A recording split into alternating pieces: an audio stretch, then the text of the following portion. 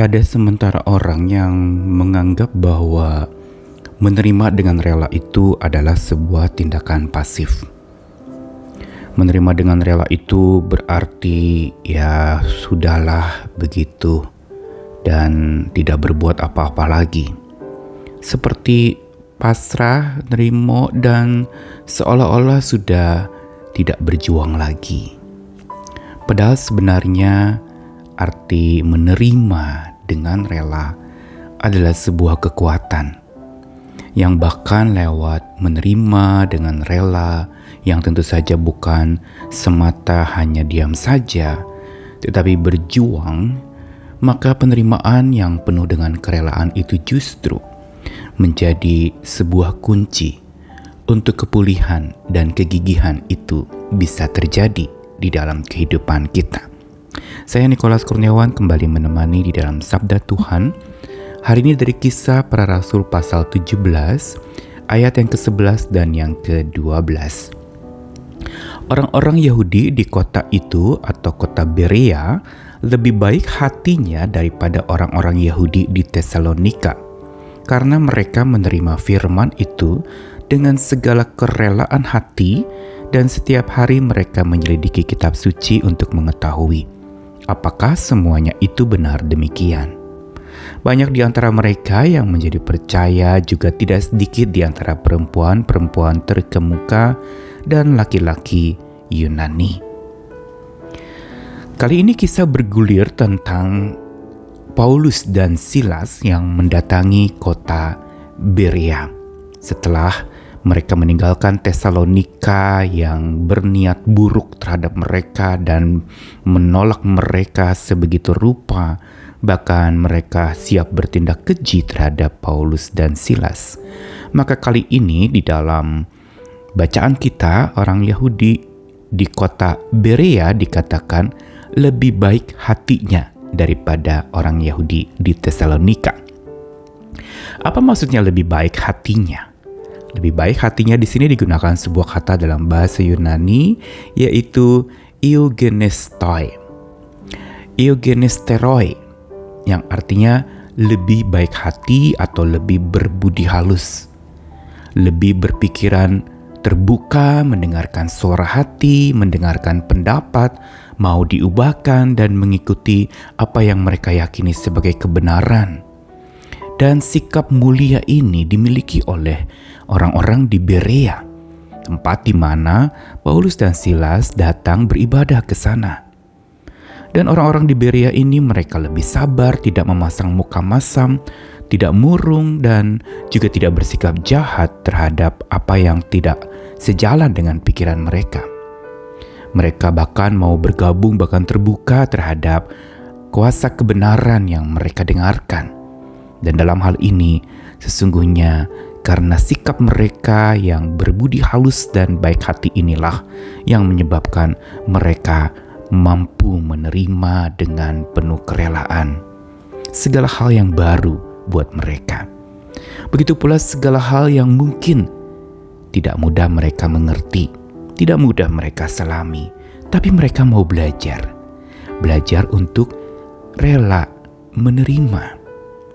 Dan ini tampak di dalam ayat yang ke-11 tadi, bahwa kenapa mereka disebut sebagai orang-orang Yahudi yang lebih baik hatinya daripada orang-orang Yahudi di Tesalonika. Rahasia mereka dan kunci mereka yang mereka miliki adalah menerima firman Tuhan dengan kerelaan hati. Menerima dengan kerelaan hati inilah kata kuncinya. Sebuah sikap terpuji dan mulia yang dimiliki oleh orang-orang Berea, sehingga justru dengan menerima dengan segala kerelaan hati, mereka terbuka kepada perubahan. Mereka terbuka kepada segala hal, dan mereka mampu untuk menerima hal-hal baru di dalam hidup mereka, sekalipun itu tidak mudah mereka cerna dan tidak mudah mereka terima. Tetapi mereka mau belajar menerima dengan rela hati. Dan menerima dengan rela hati ini bukan berarti lalu diam saja, tapi dikatakan setiap hari mereka menyelidiki kitab suci untuk mengetahui apakah semuanya itu benar demikian. Inilah sikap penerimaan dengan kerelaan hati yang bukan berarti lalu terima bulat-bulat tanpa pikir panjang. Terima bulat-bulat tanpa mau mempertanyakan atau memperdebatkan atau mencari tahu kedalamannya. Mereka orang yang terbuka sekaligus mereka orang yang sungguh berpikir mendalam. Sehingga dengan demikian kita lihat bagaimana orang-orang Yahudi di kota Berea itu justru banyak yang menjadi percaya. Juga tidak sedikit orang-orang terkemuka, para perempuan terkemuka dan laki-laki Yunani yang menjadi pengikut Kristus. Dan di sini kita melihat bagaimana kunci untuk supaya jemaat itu di Berea menjadi pulih, menjadi gigih di dalam hidup mereka. Justru kuncinya bukan dengan daya juang yang tinggi atau mungkin menyerang atau berperang, tapi justru mereka menerima perkataan Tuhan dengan rela.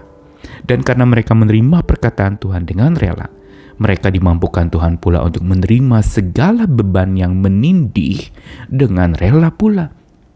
Segala hal yang menimpa hidup mereka tidak mereka tolak, tetapi mereka belajar untuk memahami sambil juga mempertanyakan.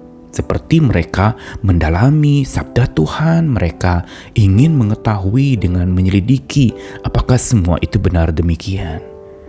Sikap terpuji dari jemaat Berea ini menjadi pelajaran buat kita, bahwa kunci untuk pulih dan gigih sesungguhnya bukan menolak segala sesuatu atau memerangi segala sesuatu, tapi sebaliknya menerima dengan kerelaan.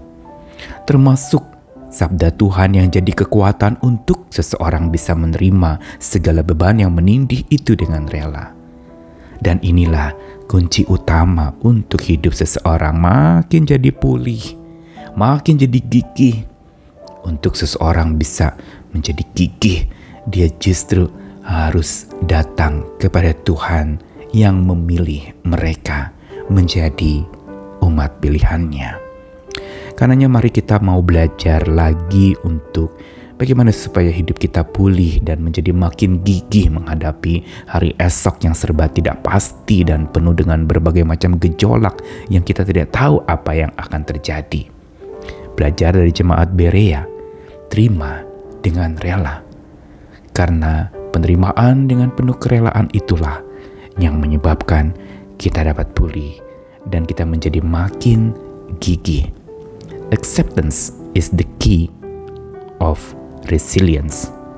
Dengan menerima, kita menjadi makin tangguh, makin kuat, dan makin mampu bangkit bahkan dari keterpurukan kita.